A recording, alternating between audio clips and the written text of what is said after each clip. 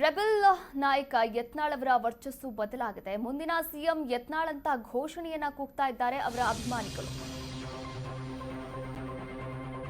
ಮುಂದಿನ ಸಿಎಂ ಯತ್ನಾಳ್ ಅಂತ ಘೋಷಣೆಯನ್ನ ಕೂಗ್ತಾ ಇದ್ದಾರೆ.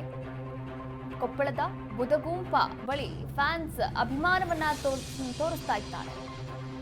ಘೋಷಣೆ ಕೂಗಿದ ಬಸನಗೌಡ ಪಾಟೀಲ್ ಯತ್ನಾಳ್ ಫ್ಯಾನ್ಸ್ ಗಂಗಾವತಿಗೆ ಬರುವಾಗ ಯತ್ನಾಳ್ಗೆ ಮಸ್ತ್ ಸ್ವಾಗತವನ್ನ ಕೋರಿದ್ದಾರೆ. ಪಟಾಕಿ ಸಿಡಿಸಿದ್ದಾರೆ, ಸ್ವಾಗತವನ್ನ ಕೋರಿದ್ದಾರೆ ಅವರ ಅಭಿಮಾನಿಗಳು.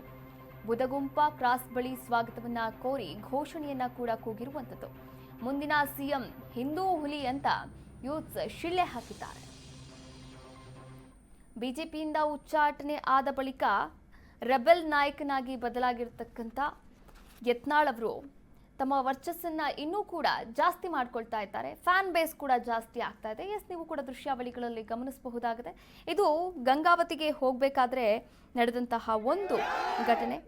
ಹಾಗೆ ಗಂಗಾವತಿಗೆ ಬರುವಾಗ ಯತ್ನಾಳ್ಗೆ ಮಸ್ತ್ ಸ್ವಾಗತ ಕೋರಿರುವಂಥದ್ದು. ನೀವು ಕೂಡ ಅಭಿಮಾನಿಗಳ ಒಂದು ಹಾರ ಹಾಕೋದಾಗಿರ್ಬೋದು, ಶಾಲ್ ಹಾಕೋದಾಗಿರ್ಬೋದು, ನೀವು ಕೂಡ ಗಮನಿಸ್ತಾ ಇದ್ದೀರಾ ಅವರ ಒಂದು ಸ್ವಾಗತವನ್ನ. ಹಿಂದೂ